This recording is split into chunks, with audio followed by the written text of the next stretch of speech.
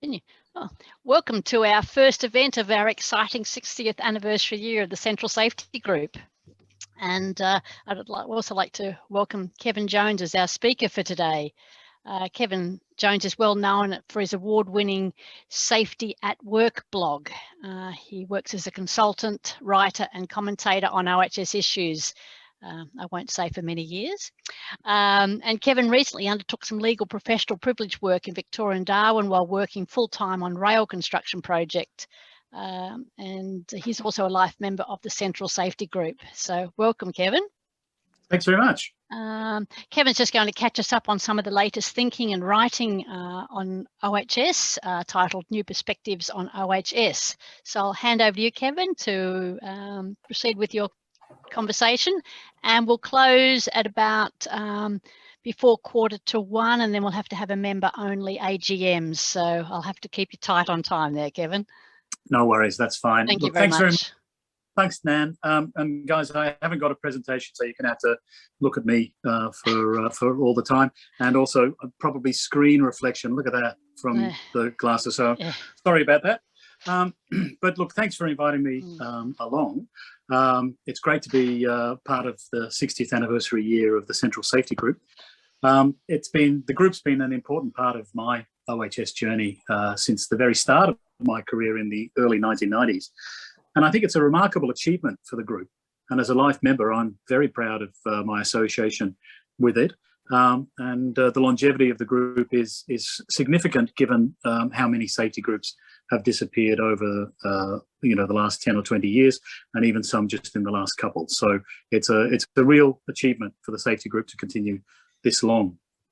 But I've been asked to provide some new perspectives on OHS to sort of challenge some of the members and also some of the elements of our profession. So we'll get started. OHS can be very insular. It can be very solitary. It quite often can be too focused within a single industry, or even a work site, or even just a discipline. And quite often this insularity can lead to OHS coming to dead ends in terms of solutions. Sometimes we get to a point of, well, this is just the way it is, as if we give up and we can't proceed anymore. Sometimes that's termed in terms of what is reasonably practicable. We get to that point, that's reasonably practicable, we don't do anything else. OHS professionals may seek continuous improvement, but the employers and clients often see reasonably practicable as the end point of activity, that we get to their comfort point on compliance. And reaching that position can also be demoralizing for the OHS professional. And it is hard to avoid also falling into cynicism about workplace health and safety, especially when some of the initiatives and the solutions that we put into place don't have real impact until maybe we've left the job, or even when we've left the profession. So OHS, I think, needs to look outside for inspiration and solutions, and to a broader social context. One of the things missing from the OHS profession, I think, is a sense of activism. We don't see OHS professionals behind a banner at a May Day march, or a banner at Pride March like last weekend, where we haven't got anything of OHS professionals for equality or justice at work, nothing like that. And we're traditionally a very quiet discipline. Some professionals and organisations I would describe as timid, and understandably in some ways very conscious of rocking the boat of business, perhaps because OHS feels often subservient to the whims and the desires of employers. But it's one thing to work for an employer, but it is another thing to be captured by them. So why the broader social context? Well, I think we're supposed to focus on the elimination and prevention of harm as the starting point for everything we do. But we limit our thinking largely to the industry or the workplace in which we work. Several workplace hazards cannot be prevented or eliminated by workplace interventions because they are reflections or extensions of the external non-work environment. But just because we go as far as is allowed in the workplace should not mean that we stop searching for prevention options outside of work. For example, sexual harassment cannot be prevented in the workplace without strategies to change attitudes and behaviours in non-workplaces. Fatigue cannot be fixed at work. The fix is outside of work, readjusting our social activities to allow for sufficient and good quality rest, to allow us to meet our employers' expectations of being 100% fit for work. And excessive hours and unpaid overtime can lead to fatigue and cognition-related illnesses. Now, solutions to these are workplace-based, but not strictly through OHS mechanisms. Changes to hours require the involvement of industrial relations elements, usually administered through HR. And just as OHS needs to broaden its pool of knowledge, I think HR is an example of a discipline that has been captured by business. It professes to represent employees, but only ever in the context of the business's interests. OHS struggles to cut through these business interests because business doesn't see OHS as a progressive, productive, or profitable business element. And part of the reason for that is that since the 1980s, business and politics have promoted the empowerment of individual workers over the collectivity of workers and their influence. Some people have benefited greatly from this. Many senior executives, chairmen, and even some stockholders, shareholders. But the large majority of workers have not benefited, or only in small increments. The decline of a major element of the OHS consultative mechanism at work, the trade unions, is both a symptom and an illustration of this decline. And that's affected OHS because the consultative mechanism is a critical element of OHS progress. Trade unions were able to argue in favour of OHS, but also apply IR influence on OHS matters.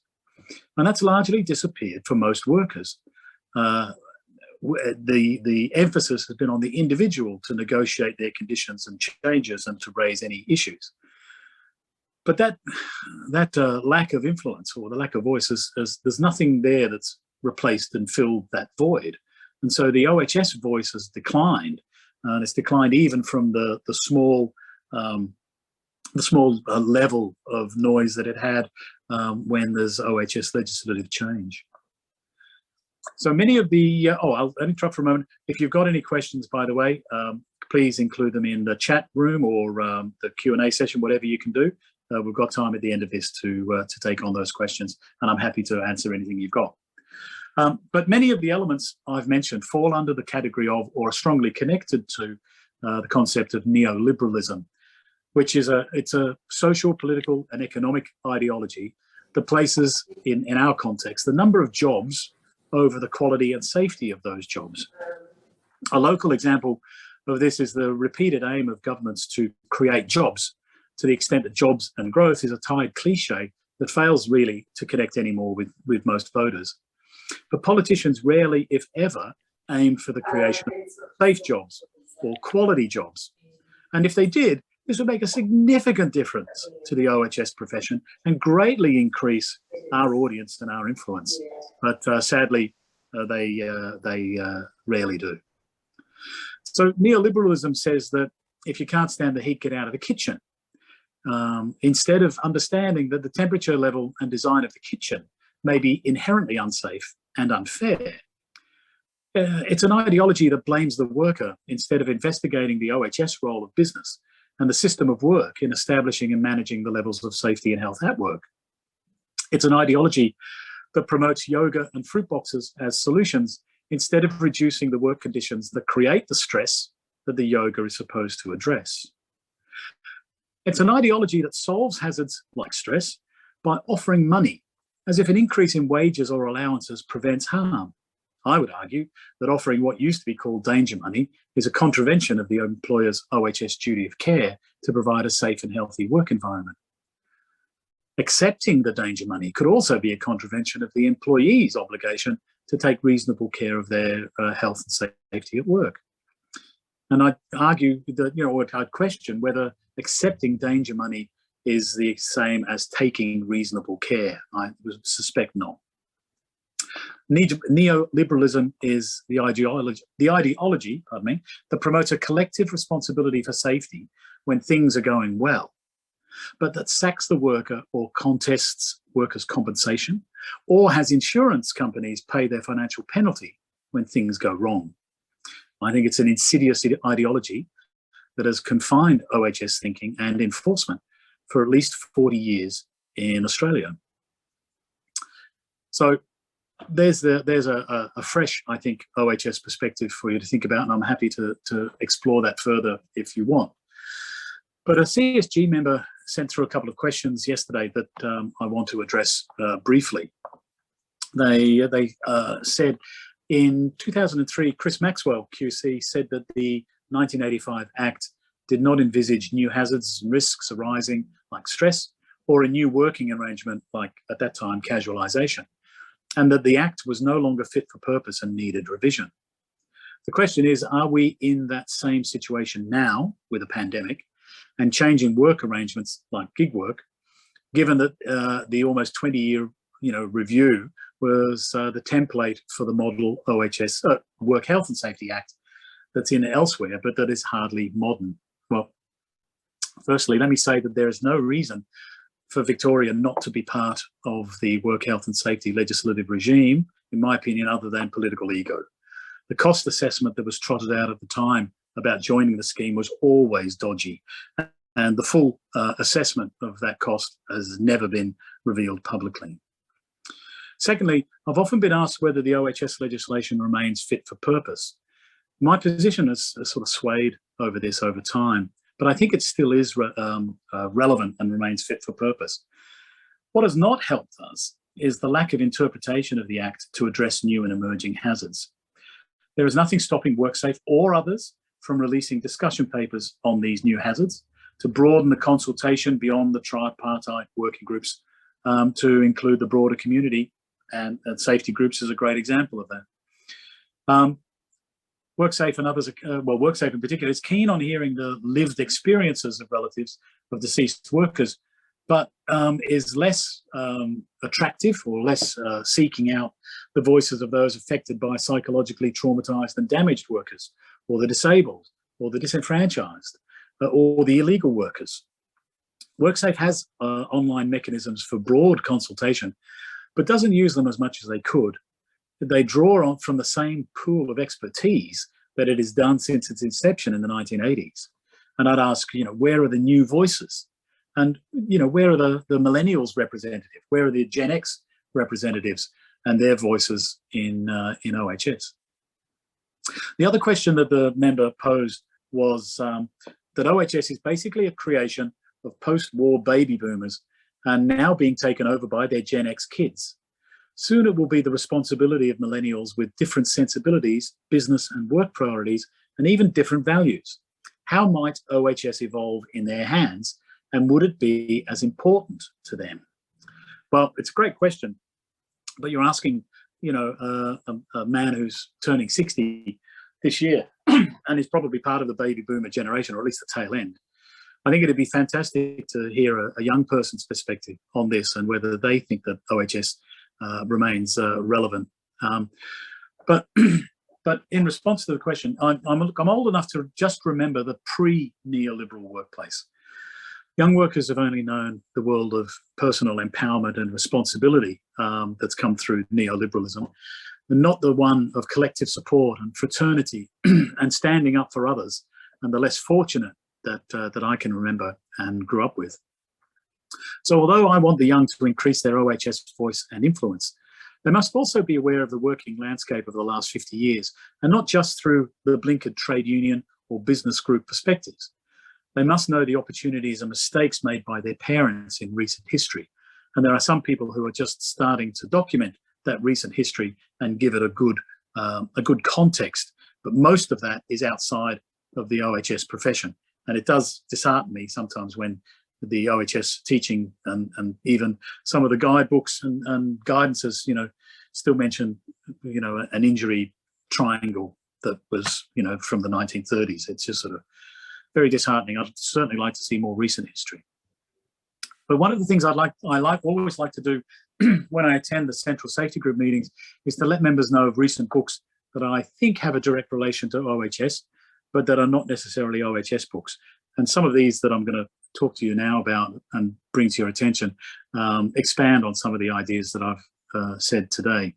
We'll put a link to all of the books up on the members section of the Central Safety Group website shortly. But one that I thought was particularly good, sadly it's an American book, but I'll try to bring that in. It's called Dirty Work. It's subtitled Essential Jobs and the Hidden Toll of Inequality in America. Now, any book that's got jobs in its title is going to attract my attention. But Dirty Work is about those jobs that no one really wants to do. So, and why it caught my attention is that we've had a big discussion over the last 2 years in Australia about who are essential workers. Suddenly those low-paid, invisible, dirty jobs that we've relied on and that have appeared over the last 20 or 30 years suddenly became essential. And then we also found out that we paid them bugger all and that their working conditions were horrible. Well, we always knew that, but what the pandemic did was it brought these jobs into the spotlight and pretty much embarrassed us by how we treat those workers. Now, those workers are primarily, on low wages and quite often have a very low IR literacy. And this we know in our experience with other jobs, leads to a higher risk of psychological and physical injuries and a higher likelihood of non-reporting. The job insecurity deters people from reporting important health and safety hazards. And OHS relies on hazard reporting and those informations. So the Australian relevance directly on the dirty jobs, I think, are easy to pick out. The top ones would be your meat workers, your fruit and vegetable pickers, cleaners, delivery drivers. All of those do dirty work. And so this analysis of the American dirty works, the dirty jobs, has been really interesting. Another book that's been out for a couple of years now, but I still keep coming back to, is The Bystander Effect. It's not going to work. No, The Bystander Effect. And it's primarily a psychology book that discusses, I think, one of the core OHS factors, and that is the ability to say stop. We talk about that quite glibly in OHS, is that everybody's got a right to stop work, but it is really hard to stop work in most circumstances, particularly hard to stop work or bring to the attention the behaviours that are leading to psychological harm, bullying, sexual harassment, and those sorts of things. So Jenkins' report talked about this to a fair extent, but in OHS, I think we don't discuss it enough, and we don't discuss the mechanisms and of getting people to speak up, particularly when we're working in a culture that suppresses that type of conversation. A really exciting book that came out only this year. I'll try to hold it up again if I can. It's a book. There we go. A field guide to safety professional practice. It's a self-published book by academic in Queensland, David Provan. It's heavy, it's high quality book and all that sort of stuff, but it's not publicly available yet. They're talking with a publisher and a distributor to get that out in the next month or two. It's ostensibly a training manual for their Safety Futures training course,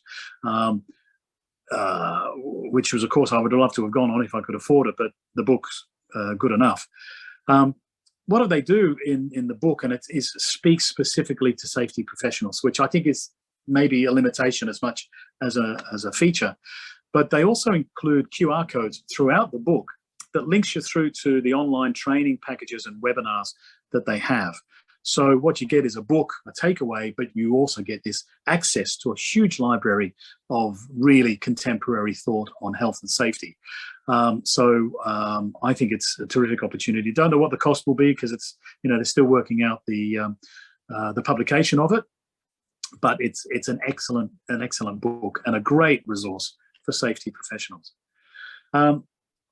Another book that came out in the second half of last year was a book by Michael Toomer and Mary Louise McClure on COVID. It's a practical guide to managing COVID-19 in the workplace. Because it's a practical guide, it minimises a lot of the case law stuff that's in a lot of other books by Toomer. But it's particularly good. Less than 100 pages, very easy to read in an evening, but really useful. I think it's I'd say it's a bit of a benchmark for those for how to manage it. and particularly useful because it's if people are feeling suspicious of government advice, here's an arm's length advice on it. Although COVID's got new variants, the control measures that we're applying for COVID are exactly the same as they were 2 years ago. So they still are effective against variants. And I think to some extent we have to remember that although we've got a variant, we're still dealing with COVID-19. It's a terrific book. I think hopefully it's less than $100, but it's a very good one. I'll skip across that book. I'll just check how much time we've got left. Okay. One really fascinating book that came out, it's an American book, and I'm going to stop doing that because clearly that doesn't work. It's called Sedated, How Modern Capitalism Created Our Mental Health Crisis, by a UK academic called James Davies. One of the things I like about this book is it's a Commonwealth book, so it's English, but it ties in with the Australian experience. But also, almost all of the literature on mental health crisis and even those at work come from the public health or the non-work, the non-occupational background. And I think James Davies gives a perspective that directly relates to workplace mental health, which I think is fascinating. So I've just written down something here. So the book discusses how our economy, politics, and institutions actively and unconsciously creates mental ill health and limits our capacity to prevent and control it. He provides an example of how this sleight of hand occurs in a discussion on mental health first aid, which I know a lot of safety professionals have participated in or use. So his case study is really quite interesting. Excuse me. He tells how his employer's HR department funded his attendance at a mental health first aid course following the work-related suicide of an academic colleague. The mental health first aid trainer, quote, would inform us what mental illness actually was, how to spot its emergence in colleagues, when and how to step in to help, and to whom to refer fellow workers when we believed they had become ill, end quote. So he uses a case study from the class to ask the mental health first aid trainer about a potential organizational role in the stress and anxiety of the case study's subject. Her name is Louise. And I think the case study strongly resonates with OHS, where we're supposed to be looking at eliminating the source of hazards as much as we can. So this is the quote. Louise had worked for a company for 8 years and had always performed well during that time. But in a recent appraisal, she had said she was sleeping poorly, was finding it hard to concentrate at work, and was feeling low and tearful. Despite our group learning that her workload had recently increased substantially, they appeared unconcerned by the relevance of this or anything else going on at work. Instead, they agreed that Louise was displaying the classic signs of depression and might therefore need some professional help. Well, this emphasis on veering away from discussing what had happened to Louise by instead considering what was wrong with her, with a view to recommending what support she should seek, is very much at the heart of mental health first aid's approach. End of quote. So as OHS becomes more involved with work-related psychological health, we need to understand the institutionalized mechanisms that limit the control options. And part of that is the culture of people in terms of the good intentions that we have are absolutely valid. But as a symptom of the neoliberalism culture, we focus on the individual and their capacity or their faults, rather than looking at what we need to do to fix or how we can help in an institutionalized structural way. So I think that that's a really interesting one and one that's worth thinking about when you think about mental health first aid. So what I'll talk quickly about here is a book, is a publication that's not strictly a book, but I'll include the link to it. Just before Christmas in about October, November, a coalition of construction companies in Australia under the title of the Construction Industry Culture Task Force issued a report or a discussion paper proposing some interesting and significant changes, including capping the working hours to no more than 50 hours and no weekend work in construction. And this was one of the first things that I'd seen, the first documents that I'd seen, where the structure, the hours, the program of construction projects would be limited and would be restricted. So it certainly caught my attention. So the report proposes, although it's construction, excessive work hours, all those sorts of things is relevant to all industries. But if construction's willing to consider this, I think it's important for all the other industries. The report said that proposed targeting that all workers work no more than or equal to 50 hours per week, and so that there's a cap on working hours at 50 hours per week, and that the site only operates from Monday to Friday, and where this is not viable, demonstrate why and ensure all workers are working in a 5-in-7 program. That's no more than 5 days or 5 shifts in a 7-day week. End of quote.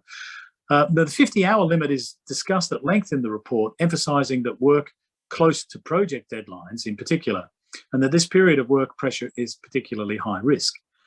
But it should be remembered that construction activities are almost always categorised as high risk, and the working hours are relevant throughout. So this was their discussion that ties in with OHS. The report highlighted that the construction sector is known for long working hours, particularly close to project deadlines. Although it may seem that drawing on existing full-time staff to work more hours to complete the project avoids the cost of hiring and training new staff, the health and long-term productivity impacts far outweigh the short-term savings. These impacts include fatigue, potentially leading to increased absenteeism or presenteeism, as well as increased chance of workplace injury and high staff turnover. Evidence suggests that the Australian construction sector could gain economic benefits by addressing the current culture towards extended working hours. And it is well documented that the productivity of a construction worker reduces the longer the work extended hours. In general terms, there is a 1% loss of productivity for each additional hour worked per week above the regular 40-hour working week. That's the end of the quote. So they're willing to have a look at structural change that, at first blush would mean that the projects might take longer. But when you have a look at the productivity of construction work rather than the intention that, if people are active at work, they're productive, it changes. So I think there's some relevance there for the legal industry. Law firms have recently come into attention for excessive long hours and unpaid overtime. But all of those industries that have those hours can be relevant to that report. Sorry, I've just lost my screen. There we go.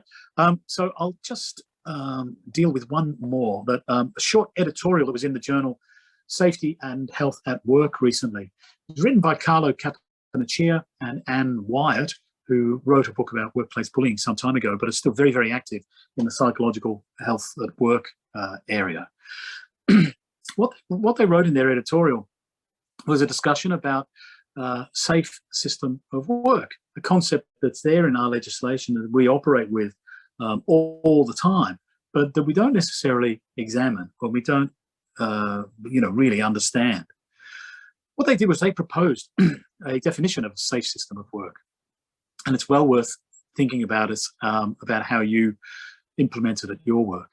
So a safe system of work is characterised by an integrated, continually improved set of activities undertaken within a specific work context, which together ensure that work tasks, work environments and processes are designed such that they are unlikely to result in physical or psychological harm to relevant stakeholders. That it identifies and controls foreseeable risks to acceptable levels, it minimises harm when it occurs, and facilitates a return to work process. So the discussion of the safe system of work reinforces the need to design jobs safely and to understand the occupational and social context of the work. It's an editorial, so it only goes for 2 or 3 pages, but I'll include a link or a copy of it for members. So I've gone for half an hour. Just one quick thing before we jump to some questions. Another member wrote in the other day and asked me, how do I know whether a book is relevant to OHS reading and writing when there's so few OHS books on the commercial bookshelves. Look, the easiest thing is I head to the bookshops, which have a management and business section. There's not many of them, but they are around. I pick up the book that has a catchy title or it looks attractive. I read the blurb. I read the author's qualifications or background. I read the contents page and look for work-related themes. I read the index, if it has one, looking for words like work, safety, mental health, burnout, industrial relations, culture, and more. Then I look at those pages referenced in the index to see how many pages are devoted to the topic. And I give priority to books from the Commonwealth countries over those from the US because of the legislative similarities. United States books quite often talk about the health insurance, which is part of employment, which is a different focus than what we have. So, and I'll just give a plug for one of the best sources for OHS books, in particular OHS books, is the WorkSafe library.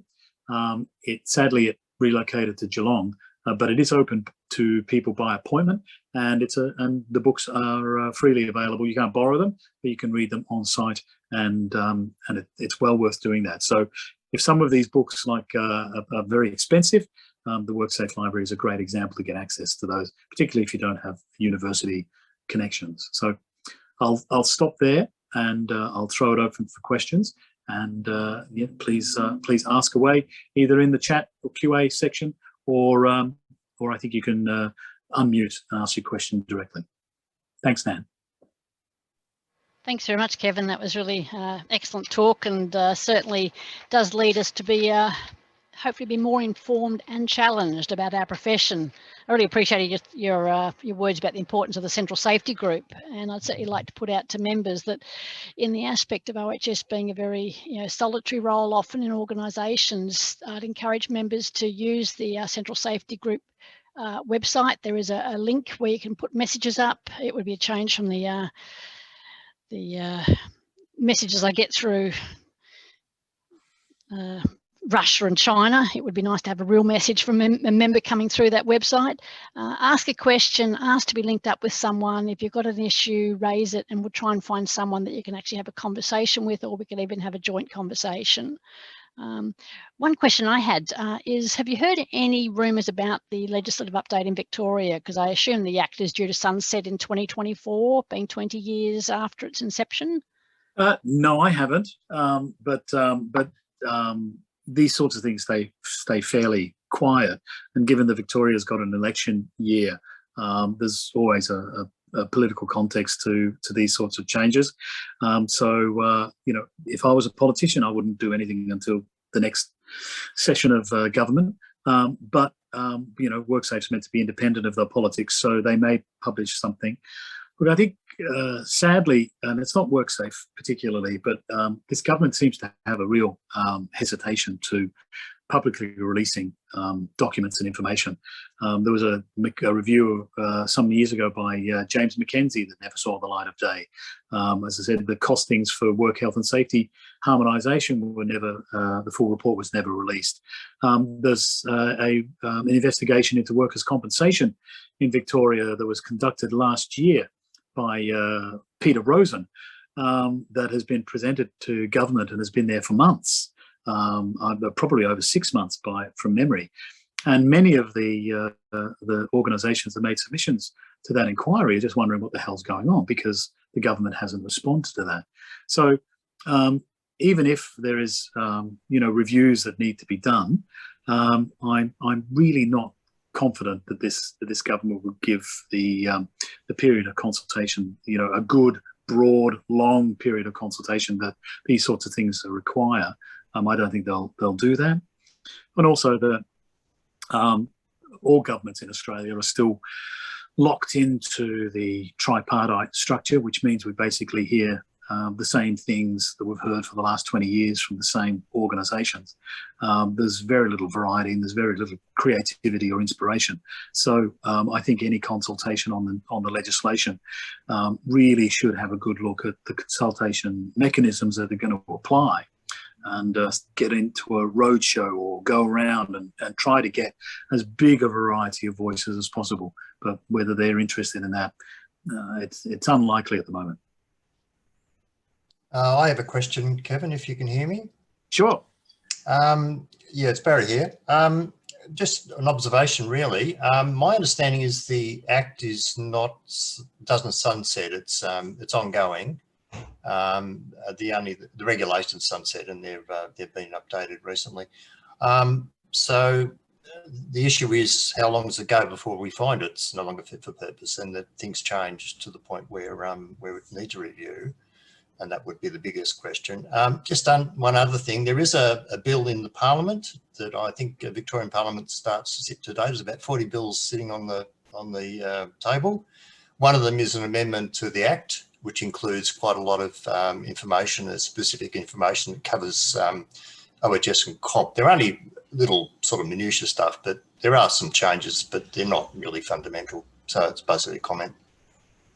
Look, I think I'd also add in that there is reform for the sex work industry in Victoria, which within 2 years, if the legislation passes, there's no license to run a brothel, and street sex work may be decriminalised to a certain extent.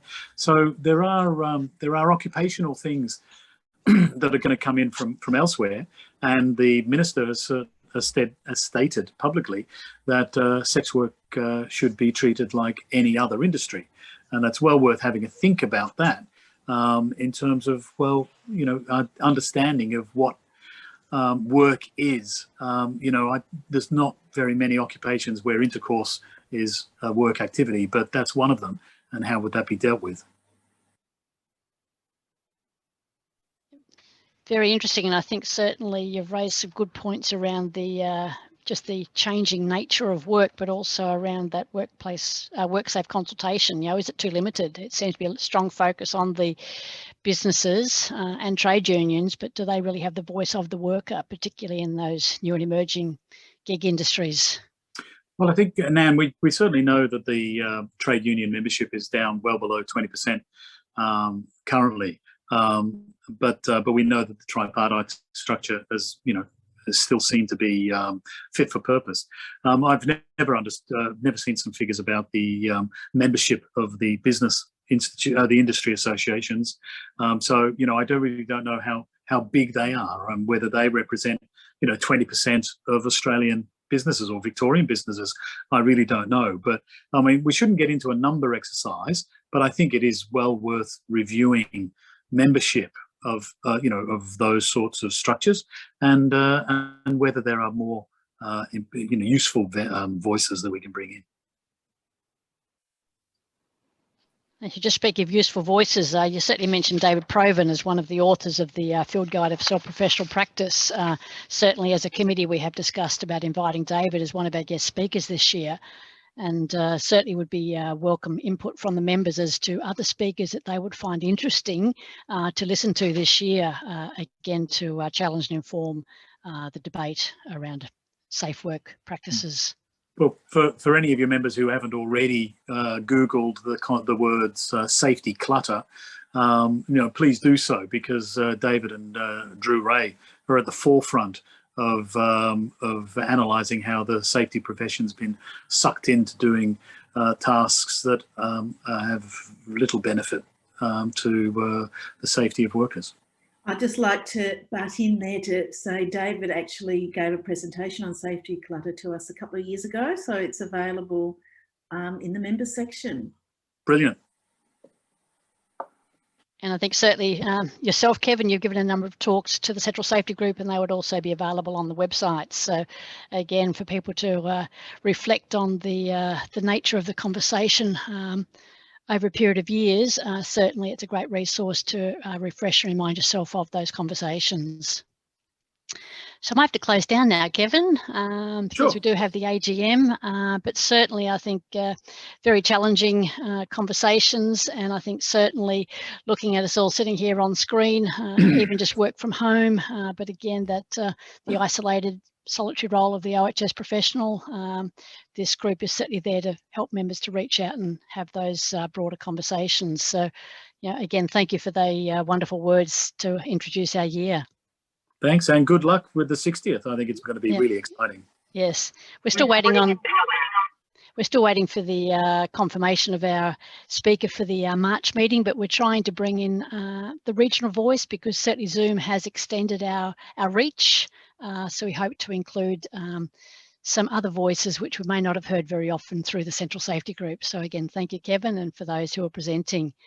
We'll have to ask non-financial members to sign out.